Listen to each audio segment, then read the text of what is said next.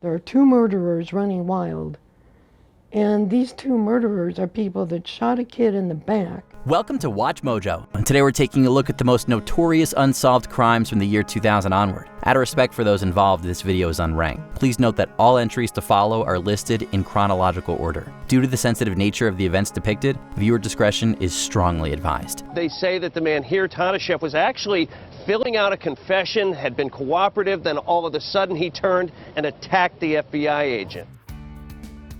Zeb Quinn. Cheryl, any new developments in the Zeb Quinn case?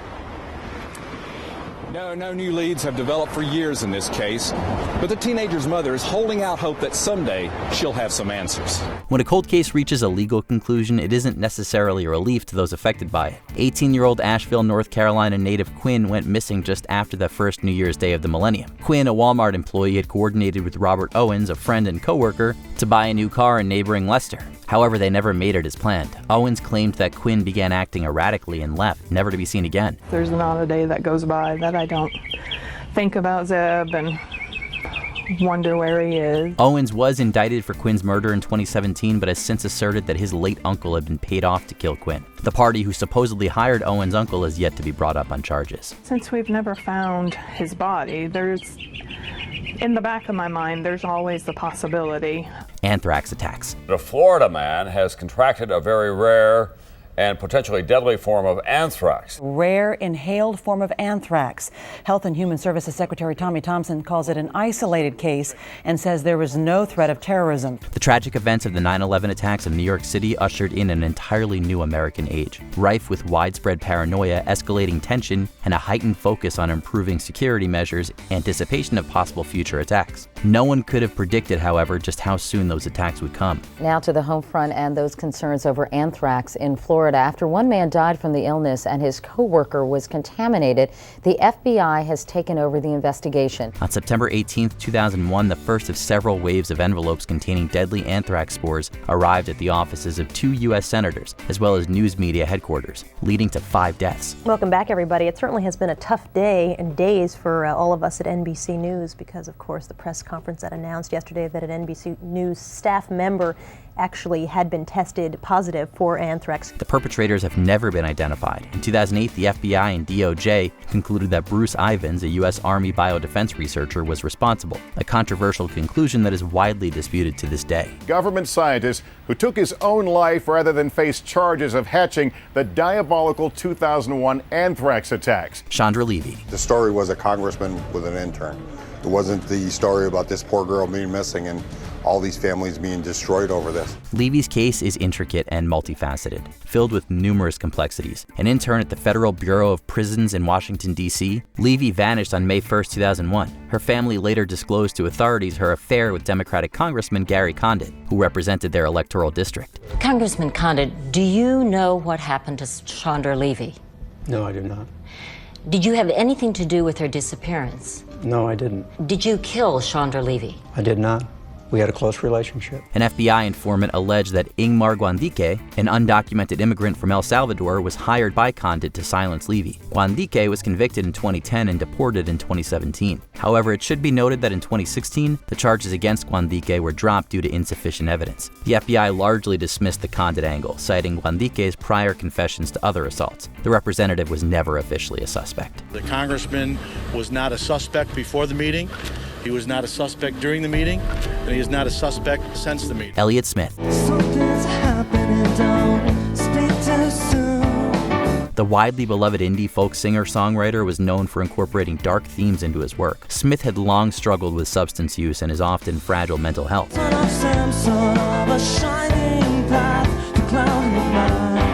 His October 21, 2003 death, the result of a knife wound to the chest, has been classified as a suicide. Some may find this conclusion understandable given the consistently raw, vulnerable tone of his music. However, record producer and Smith archivist Larry Crane, along with Jennifer Chiba, Smith's then-girlfriend who discovered him dying, have expressed doubts.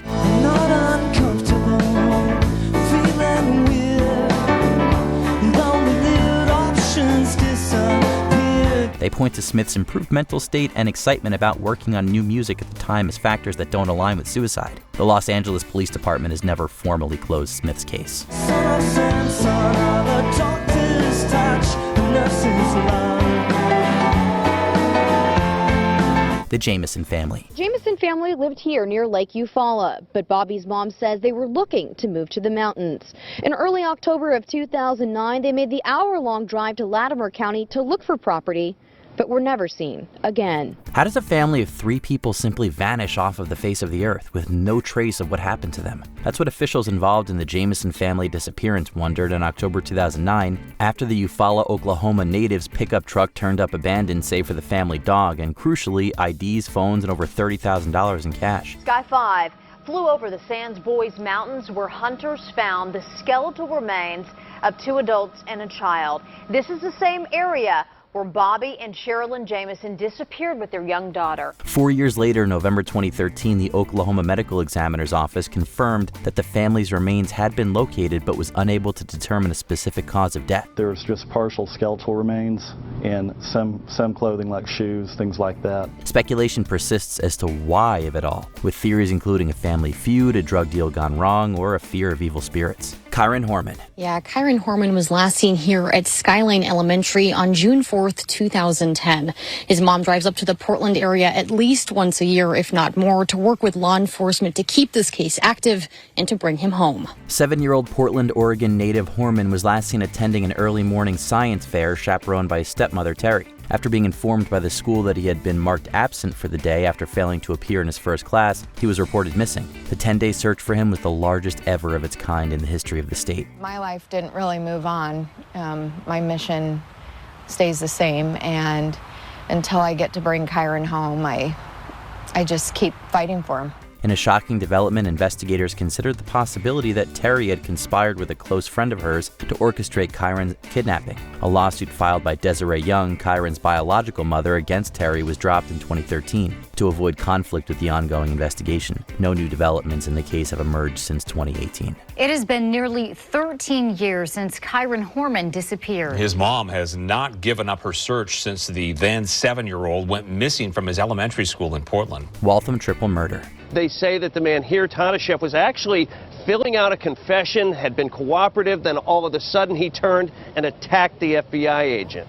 The circumstances surrounding this particularly gruesome case in the greater Boston area tend to raise more questions than answers. On September 12, 2011, the nearly decapitated bodies of Brendan Mess, Eric Weissman, and Raphael Tekin were found at Mess's apartment covered in $5,000 in cash, as well as several $1,000s worth of cannabis. He just knew him. While living in Boston, his friends confirmed Toshev met bombing suspect Tamerlan Tsarnaev through MMA fighting, but did not share his ideology. Even more disturbing is the alleged involvement of brothers Tamerlan and Zakhar Sarnath, the terrorists responsible for the April 2013 Boston Marathon bombing. The former was described as having an extremely close, though fraught, friendship with the deceased Brendan Mess. Ibragim Toshev, an associate of Tamerlan's, was fatally shot by the FBI in Orlando in May 2013 during questioning about the Waltham case and Boston bombing. He felt like there's going to be set up. He felt like there's going to be set up, bad setup against him, you know what I mean? Because he told me like they're making up such a crazy stuff, I don't know why they're doing it.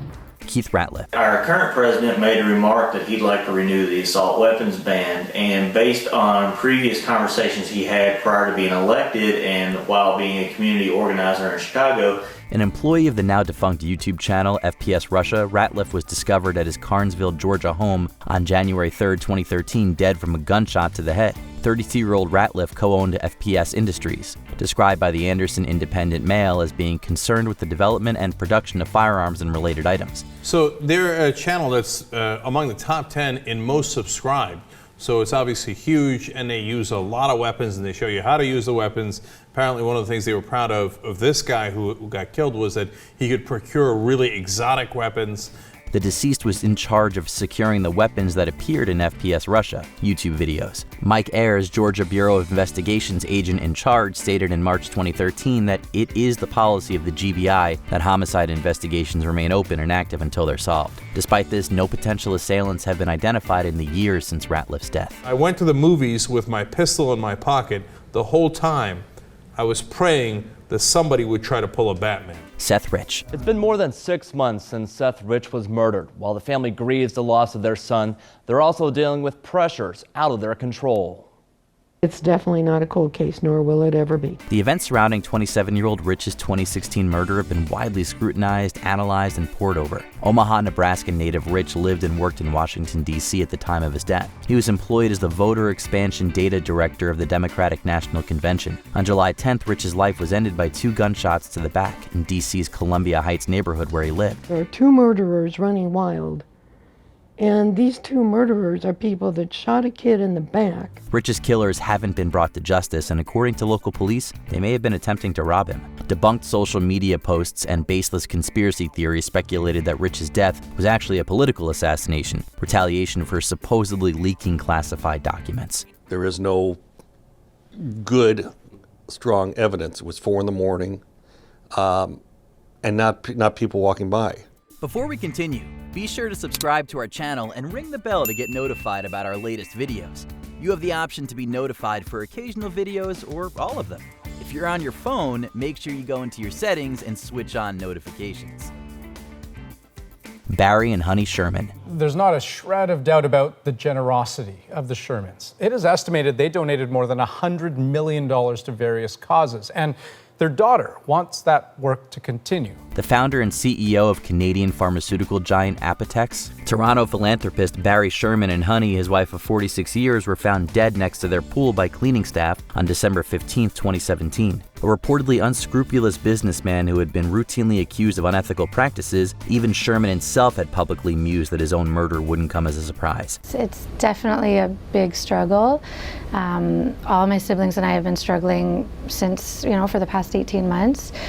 For me personally, it comes in waves. Apotex had a reputation for its litigiousness, not only toward government regulators, but also its own competitors. Barry was also embroiled in a legal battle with his cousins, the Winters, over unpaid royalties. He was reportedly also $1 billion in debt at the time of his death. The Toronto Police Service has confirmed that the investigation remains active. Did she mention anything about the investigation itself? Because that's still the big question mark here. Well, they wouldn't talk. As a family, they haven't spoken about the investigation, and that was certainly a ground rule going into the interview.